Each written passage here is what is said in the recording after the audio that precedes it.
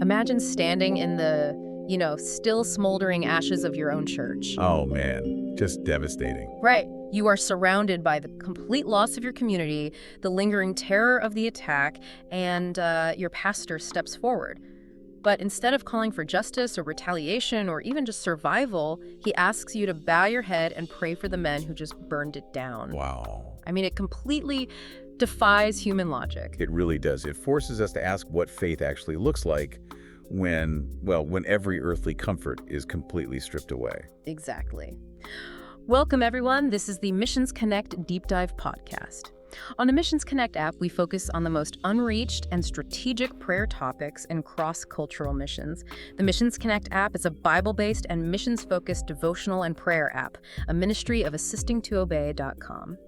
And our mission is simple: blessing the nations through prayer, knowledge, and obedience. And we are so glad you're joining us. Think of this deep dive as a crucial tool, something to prepare your mind and your heart for the week ahead. Because we are looking at the material for week 27 of the weekly preview.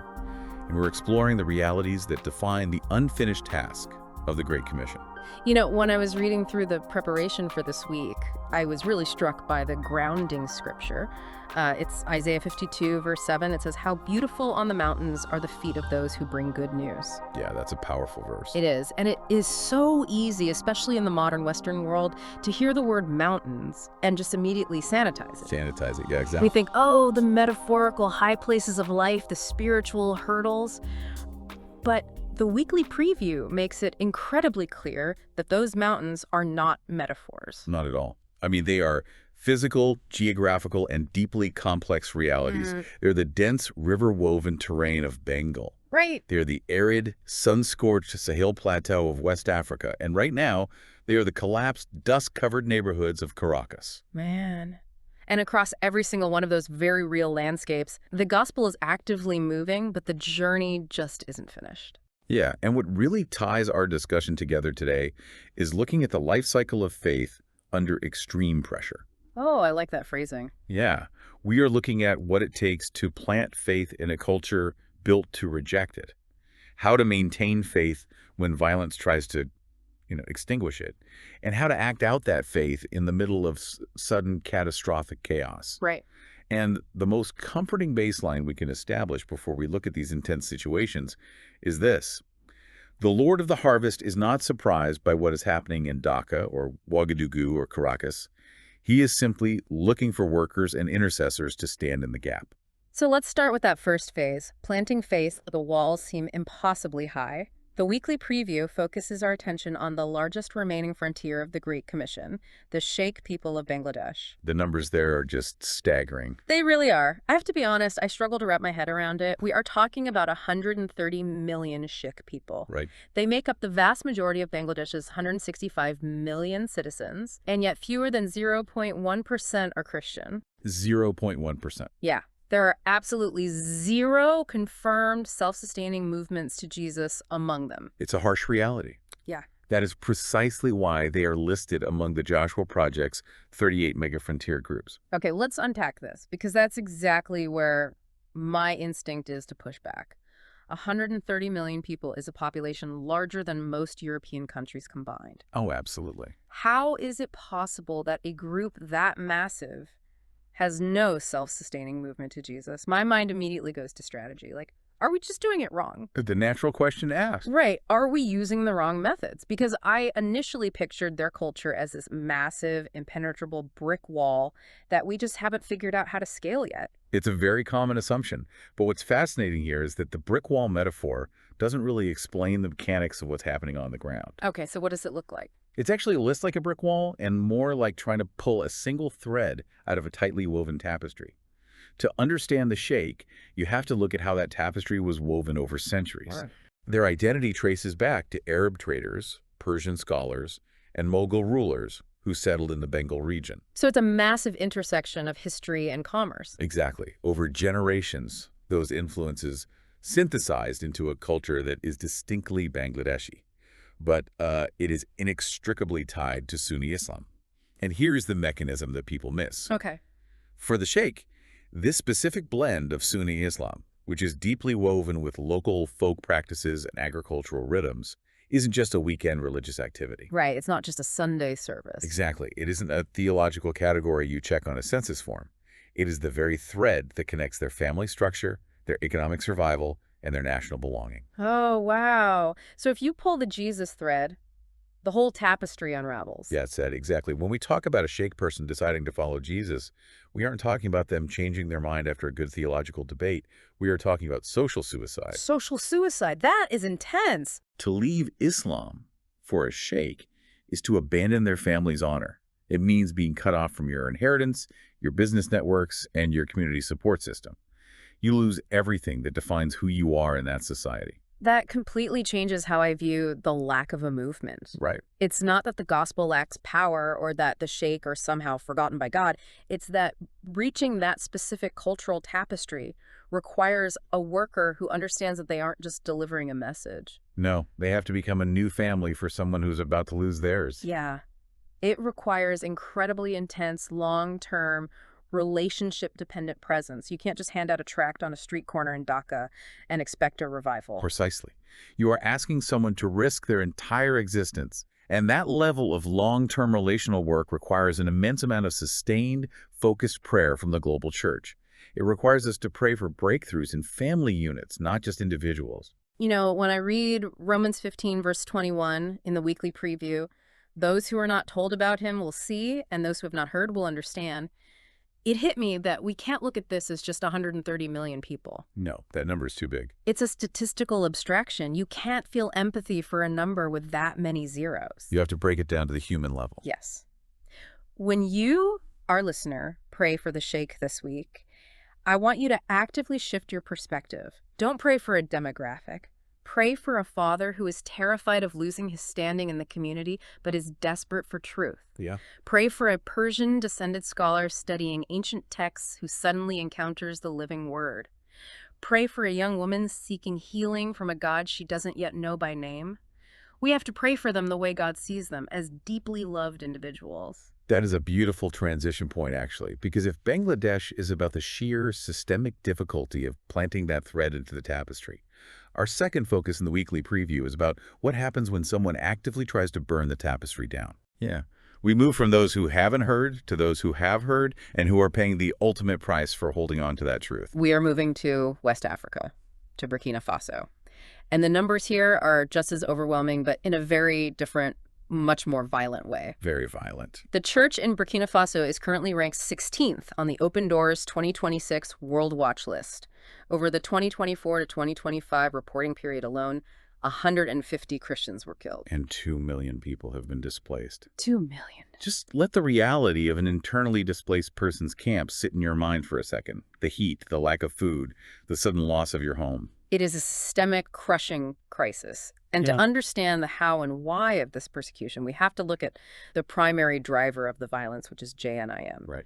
They are an al-Qaeda affiliate operating across the Sahel region. But they don't just act like a traditional military force. Their strategy is deeply insidious. They systematically force the Burkinabe state to lose control over its own territory by attacking infrastructure, isolating rural communities, and creating a vacuum of authority. And once the state is gone, they target the cultural and spiritual pillars that remain, which includes the church. Exactly. They burn churches, they attack schools, they dismantle anything that doesn't align with their extreme ideology. The weekly preview highlights one specific incident that just stopped me in my tracks. Yeah, the one in Banwa province. Yes. 26 Christian men were killed in a single morning.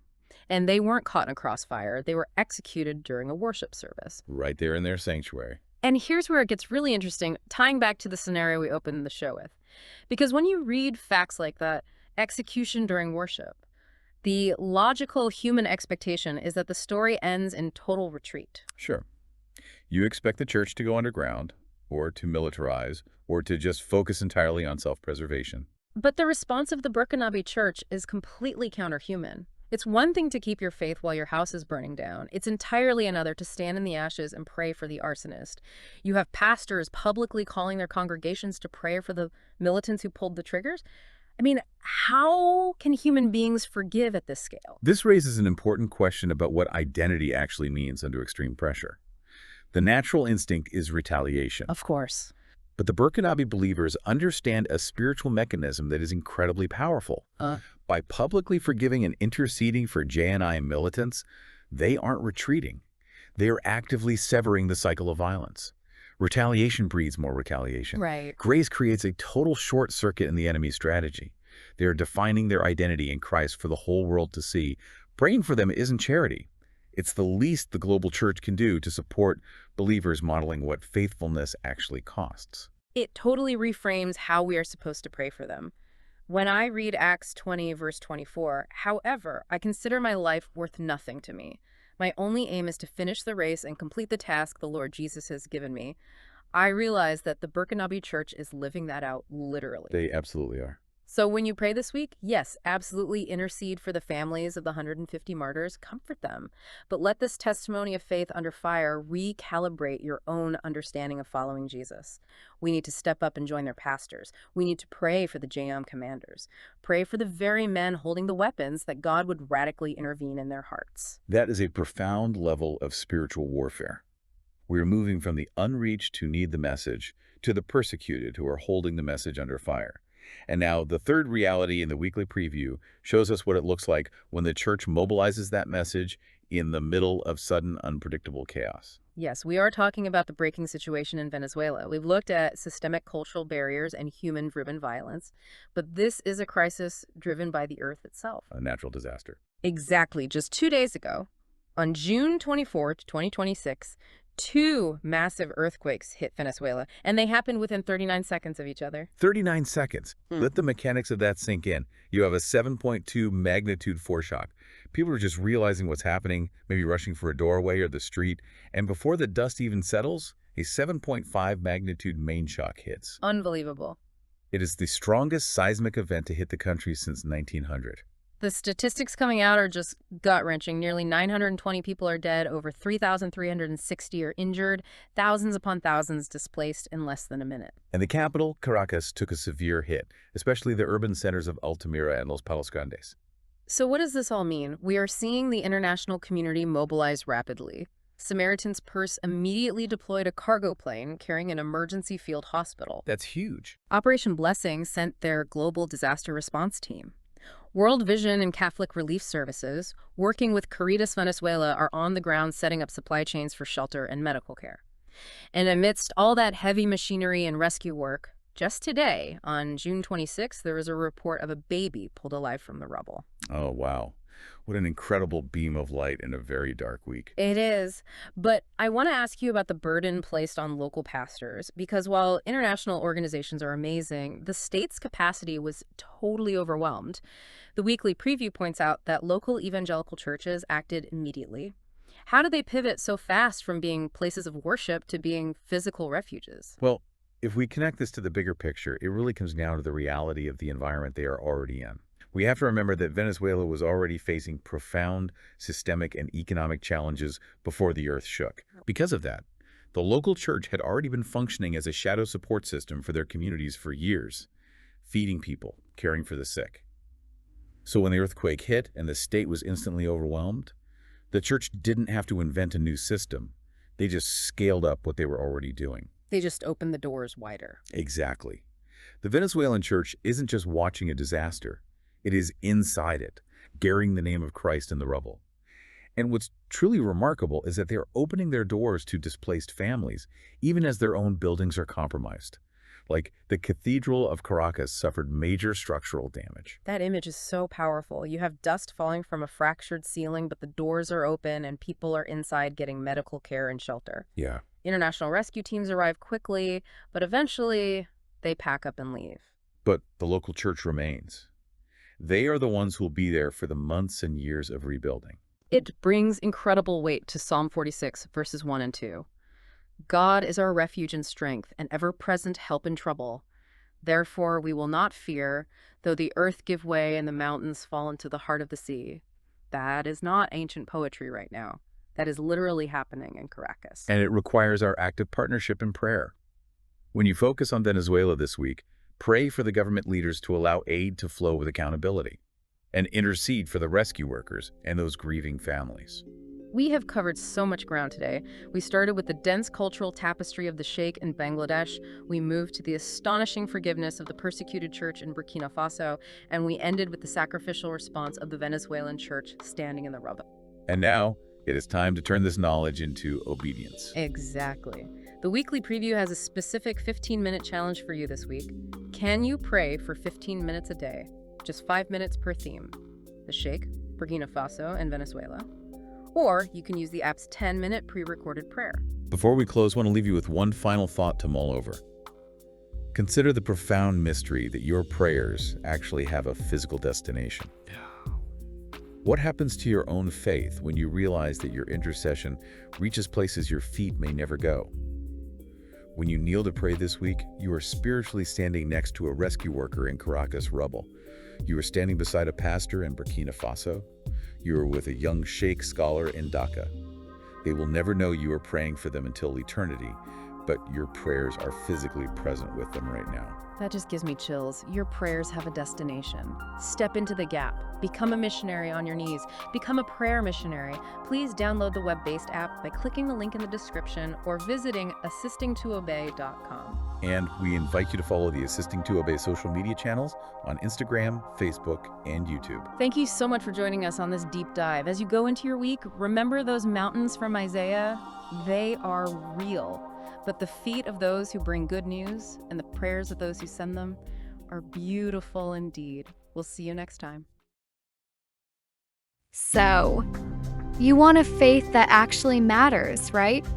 You want to make a difference in the world, to see the gospel changing lives, to know that your walk with God and His Word is impacting more than just your own life. Yeah, you want your life to count for the nations. But here's the thing. You're busy, maybe overwhelmed. You're pulled in 20 different directions. And even though you want to engage in missions and the Great Commission, you don't always know what to pray for, what's happening globally, or what your next step should be.